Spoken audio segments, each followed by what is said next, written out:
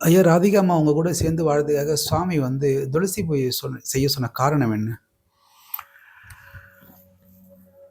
ராதிகா திருமணத்துக்கு அப்புறம் கணவனால் புறக்கணிக்கப்பட்ட பிறகு எத்தனையோ கோவில்கள், எத்தனையோ ஜாதகம், எத்தனையோ பரிகாரங்கள், இங்கே போ அங்கே போன்னு அலக்களிக்கப்பட்டு கடைசியில் சுவாமிகிட்ட வந்தார்.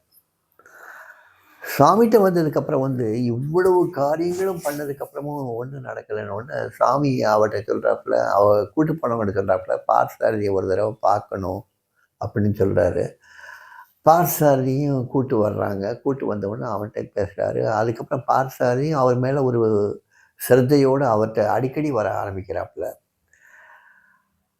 ராதிகாவை பார்த்த உடனே என்ன சொல்கிறாரு, இத்தனை பரிகாரங்களும் பண்ணியாச்சு, ஆனால் துளசி பூஜை பண்ணிக்கலான்னு கேட்குறாரு. இல்லை அப்படிங்கிறாப்புல. துளசி மாடம் இருக்கா உங்கள் வீட்டிலன்னு கேட்குறாரு. இல்லை, ஆனால் மொட்டை மாடியில் வச்சுக்க முடியுங்கிறாப்புல. அப்போ ஒன்று பண்ணிக்கோங்க, பண்ணிவிட்டு அதை பூஜை பண்ண ஆரம்பிங்க, எல்லாம் சரியாயிடுங்கிறாரு.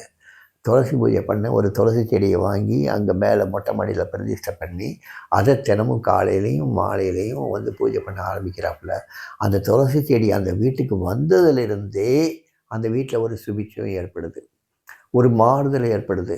அந்த மாறுதலை ஏற்படுத்தினது சுவாமி துளசி மூலமாக. துளசிக்கு அந்த ஒரு மந்திர சக்தியோ மாய சக்தியோ இருக்கிறது கிடையாது. அந்த துளசிக்கு சக்தி கொடுத்தது போல சுவாமி. எந்த அளவுக்கு அவள் துளசி பூஜையை ரொம்ப உருக்கமாக, ஏன்னா அவள் அந்த துளசி பூஜை பண்ணும்போது ரொம்ப உருக்கமாக பண்ணுவாள். ரொம்ப உருக்கமாக அதை விடாமல் 1 மணி நேரம் 2 மணி நேரம் உட்காந்து பண்ணுவாள். திருப்பி திருப்பி திருப்பி அந்த துளசி மந்திரத்தை சொல்லிகிட்டே இருப்பாள். அந்த பொறுமை, அந்த ஒரு பக்தி, இந்த சிரத்தை, இது பூராமே பார்த்து பார்த்து பார்த்து சாமியுடைய அனுகிரகத்தை அவள் பெற்றதுக்கு அப்புறம்தான் அவள் வாழ்க்கையில் அப்பேற்பட்ட மாறுதல் ஏற்படுத்தி இன்றைக்கி சாமியினுடைய திருவடிகளிலேயே இன்றைக்கி திருவண்ணாமலையில் வாழக்கூடிய பாக்கியமும் கிடைச்சது. துளசி செடியாக பார்க்காம துளசி செடியை சாமியாக பார்த்ததுனால அவள் வாழ்க்கையில் ஏற்பட்ட மாறுதல்கள், பெரிய மாறுதல்கள்.